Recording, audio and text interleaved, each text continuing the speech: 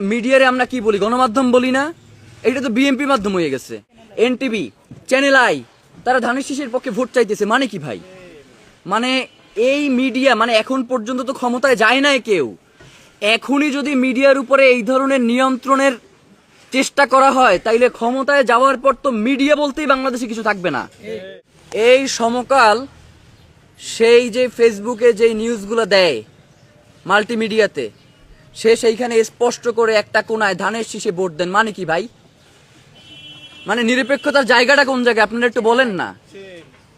মানে এইটা তো বাংলাদেশের মানুষের জন্য, মানে আপনাদের জন্য এইটা লজ্জা যারা সাংবাদিকতা করতেছেন ভাই। মানে সমকাল সে ধানের শীষে ভোট চাইতেছে, এবং আমি এটা প্রথমে বিশ্বাস করি নাই। আমি আমার ছোট ভাই ফাহিম ইনকিলাব মঞ্চের তারা জিজ্ঞেস করছি, ভাই এটা ফেক আইডি কিনে একটু দেখো তো। পরেও ঢুইকা দেখতেছে যে ফেক আইডি না, এটা 6.7 মিলিয়ন সমকালের অরিজিনাল পেজ। সেইখান থেকে সে ধানের শীষের পক্ষে ভোট চাইতেছে।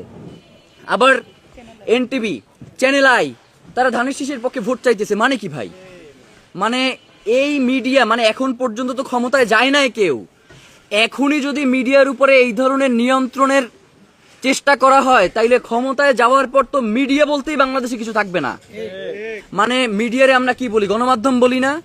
এটা তো বিএনপি মাধ্যম হয়ে গেছে। মানে বাংলাদেশে মিডিয়ার সব থেকে বড় বড় হাউসগুলোর সমস্যা কি জানেন ভাই? এই মিডিয়াগুলো আসলে বাংলাদেশের মানুষের মিডিয়া না, এইগুলো আসলে কোনো গণমাধ্যম না। এইগুলা কোনোটা হচ্ছে সিটি গ্রুপের, কোনোটা বসুন্ধরা গ্রুপের, কোনোটা অমুকের, অমুকের।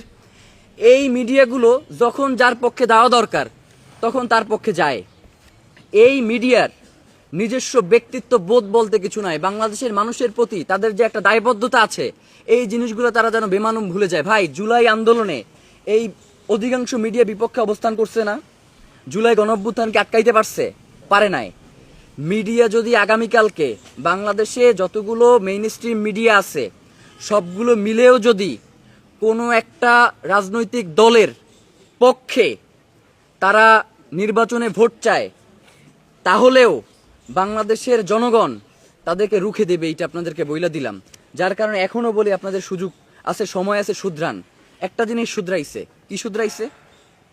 সমকাল শুরুতে ওই যে একটা কোনায়, বাম পাশের কোনায় দিতে হচ্ছে ধানের শীষে ভোট দেন, আবার শেষেও একটা সুন্দর মিউজিক দিয়ে ধানের শীষে ভোট দেন, ব্যাপারটা ছিল ওই শেষেরটা কাটছে আর কি, একটুখানি শুধরাইছে আর কি।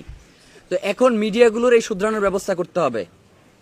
মিডিয়া যদি না শুধরায়, এই নির্বাচনে আমরা তথ্য কোথা থেকে সংগ্রহ করব আমরা জানতে চাই।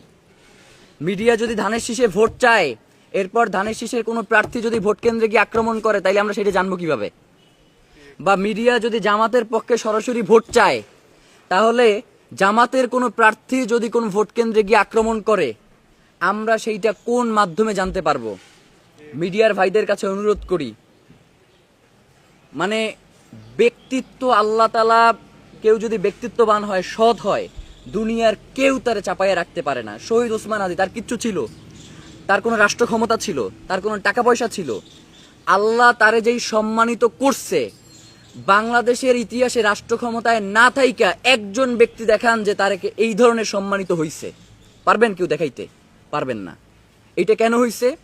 এই লোকটা সৎ ছিল, ব্যক্তিত্বের, প্রচন্ড ব্যক্তিত্বধারী একজন মানুষ ছিলেন, ইনসাফের পক্ষে কথা বলতেন, আল্লাহ তারে সম্মানিত করছেন। মিডিয়ার ভাইয়েরা যদি মনে করেন যে মিডিয়া হাউসগুলো আপনার কথা বলতে দিচ্ছেন, আপনি যে সংবাদটা নিয়ে যাচ্ছেন সেটাকে প্রচার করে দিচ্ছেন না, মাল্টিমিডিয়ার জায়গা থেকে বহু টাকা পয়সা ইনকাম করা দরকার যায় যদি সুযোগ থাকে।